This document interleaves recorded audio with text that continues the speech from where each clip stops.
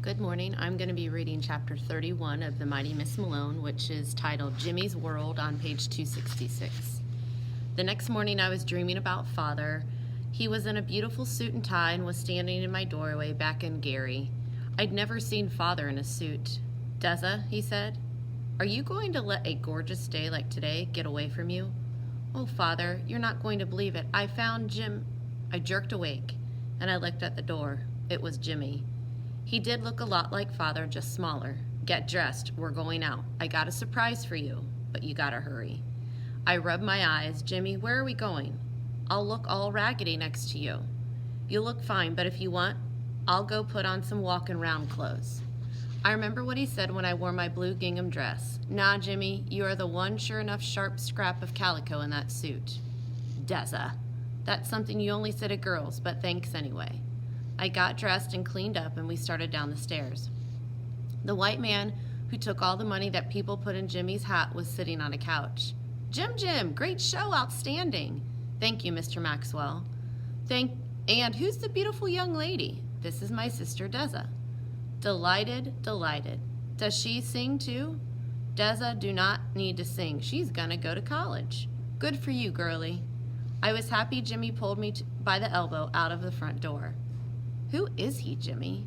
"That's my manager. He's like my boss. He's the one that gave me a contract." "A contract?" "It means he has to give me money for singing." "You're kidding.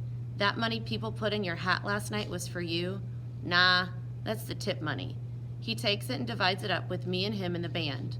I'm supposed to get $15 plus room and board on top of that." $15 every month?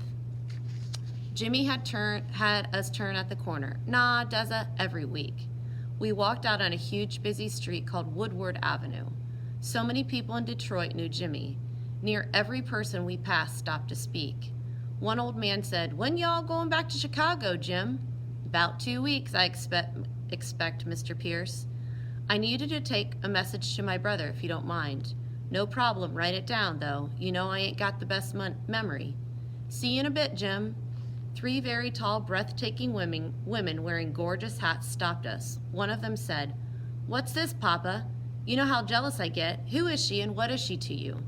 She was smiling, but I knew I'll be able to knock her in one punch.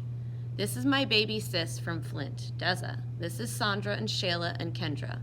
The women said, "Nice to meet you." After they passed, I sang, "Jimmy's got a girlfriend, Jimmy's got a girlfriend."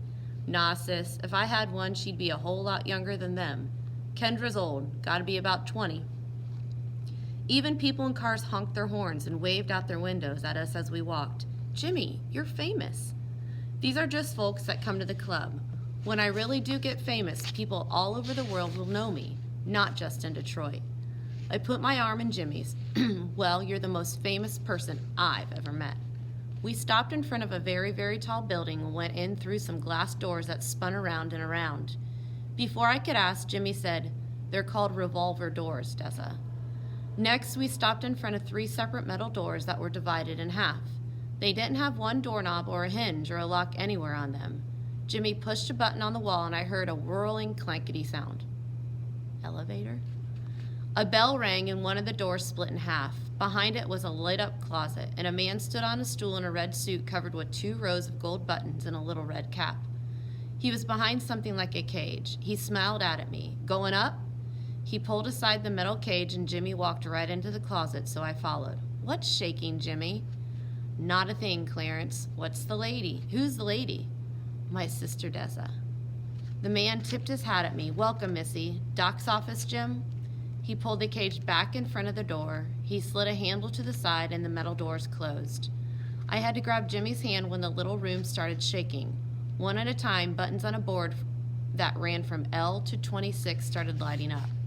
The room banged and jerked one more time and the man said, "25th floor, Attorney Green, Rubenstein, and Kramer to the left. Doctors Fortina, Lyon, and Mitwally to the right."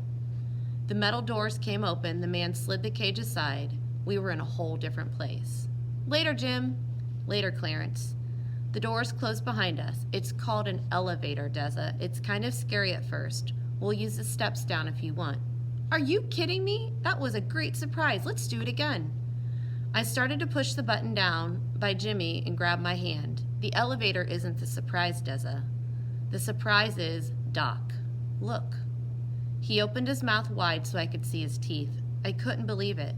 There was something in all them cavities. What's happened to your teeth? Isn't it great, sis? Dr. Mitwally filled my cavities up. I don't got no more headaches and don't wake up in the middle of the night neither. I'm gonna get him to fix your teeth up too. Aw, Jimmy, thanks, but my teeth don't. That's okay. I'm used to it. Sis, that's what it is. You just gotta get used to it. I know how much they hurt.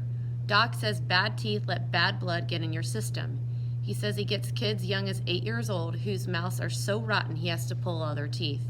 He says some of them waited too long and even die. They die from cavities? Jimmy nodded. If I'm lying, I'm flying. You won't believe how much better you're gonna feel. I promise. Food's gonna taste better, you're gonna start smelling stuff a lot clearer, and your mouth is gonna be sweet as baby's breath. It really doesn't hurt? Nah, he gives you some gas and a shot while he's doing it and some pills for after. You just get a little dizzy and sleep a lot. I don't know, Jimmy. I've got to get back to Mother. I wrote I'll only be gone for 2 days. Deza, we'll send her a telegram so we'll leave soon as we leave Doc's. They didn't have the phone, so they would send a telegram. We'll let her know you're safe with me and see how long it's going to take Doc to fill you up. Then I'll put you on a bus back to Flint. Ma will be all right. Besides, I don't see you for this time. Then you'll come here and expect to leave me after 2 days.